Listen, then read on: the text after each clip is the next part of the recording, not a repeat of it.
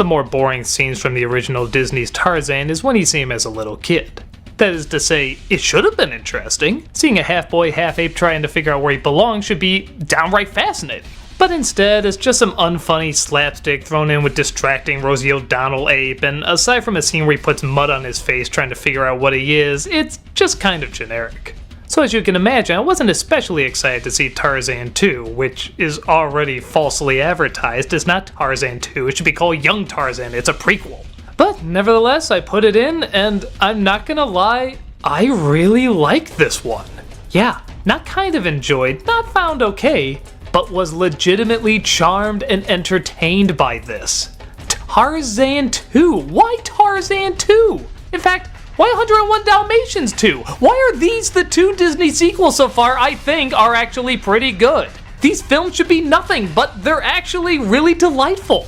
The story, like I said, focuses on Tarzan when he was a little boy. He's once again finding it hard to fit in and figure out where he belongs, but things get even tougher when he's separated from his family and they think he's dead. Convinced that his family and his mother would be better off without him, he leaves the tribe to try and figure out where he belongs. Along the way, he comes across some colorful characters. A pair of brothers, played by Ron Perlman and Brad Garrett, their mother, played by Estelle Harris, and an old ape pretending to be a monster, played by George Carlin. He befriends the old ape and makes a deal that if he keeps convincing everybody that he's a monster, he'll help find out what he is. While that's going on, Turk, the elephant, and his mother all are trying to find him, while also trying to escape some beautiful but deadly landscapes. So the important thing to emphasize about this one is that it is a smaller story. It takes place when he's a little kid, so there's a lot of little kid stuff, there's a lot of slapstick, there's a lot of cute humor, but as slapstick and little kid stuff goes, it's really quite charming. I like these characters. I like these two brothers and their mother and how they're all kind of dim-witted, but they're kind of threatening too, and they kind of go back and forth. I like the old ape and the relationship he shares with Tarzan. I like how they both value the simple things and they kind of do these nice little things for each other, and I don't know, I just really felt a nice connection between them. And speaking of which, that's all the movie really is. It's just watching these really good connections work off of each other. Most of the voice actors are back, except for the kid roles, and that's including Rosie O'Donnell. She doesn't play the younger version of herself, and thank God, because the voice actress they got is a million times better. It sounds like a real kid, and she works off of Tarzan like a real kid. It doesn't feel like a forced celebrity cameo, it feels like there's a real friendship. The turmoil Tarzan has to go through is really well done. This is the kind of stuff I wanted to see in the original movie. Now, don't get me wrong, we do get a little bit of it when he's an adult, but this movie tends to dive more into it. The whole film is about him trying to find his identity. That's his goal. That's the beginning, middle, and end.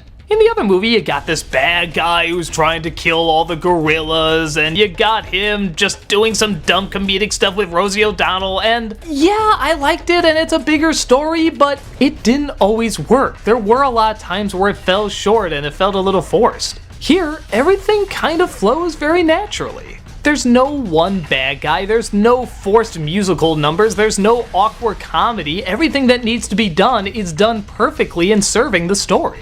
Even the Phil Collins songs, which, yes, there are a few, are scaled down a lot. I'm thinking I'm gonna hear them all throughout this movie and they're gonna piss me off, but there's only a couple. When the movie needs a quiet moment, it has a quiet moment. When Tarzan's mom needs to just sit there missing her son, it lets her sit there and miss her son. You don't need Phil Collins coming out saying, I'm sad, I'm Phil Collins. Okay, I know a lot of you like Phil Collins, but God, I don't. I hate Phil Collins. I'm sorry, if you want the proof, watch this movie. The emotional scenes are so much better without his damn music. I don't necessarily blame him, I blame the fact that they chose to just go to a Phil Collins song instead of letting the story just flow naturally. And for a small, quirky kind of movie, everything does really flow here. I really get that Tarzan is trying to figure out who he is, and that's where the focus is. But that doesn't mean there aren't some funny moments or some quirky characters or something that's really delightful.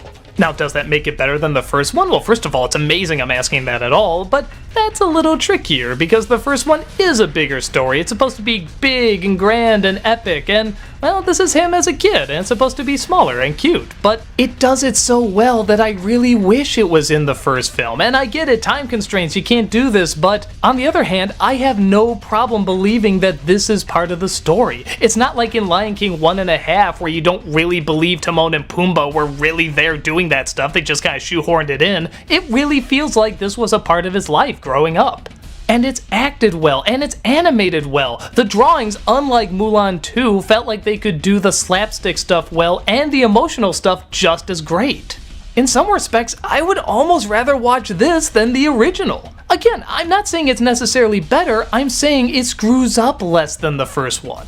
There's so many times in the first film I remember rolling my eyes like, oh, we're doing this thing, damn it, we were going so well, couldn't we do this instead of that? But here, it does everything that it's supposed to do, and even taking this story that, yeah, we've kind of heard a few times before, but the way they tell it, it seems like you're hearing it for the first time. It's like How to Train Your Dragon. Yeah, we've seen that set up to death, but when it's done in a unique and passionate way, it's really enjoyable to watch. I don't know, I'm still a little too close to it to declare which one is better, but yeah, I actually did kind of like watching this one a little bit more than the first one. I liked it a great deal, and I have no shame in saying that.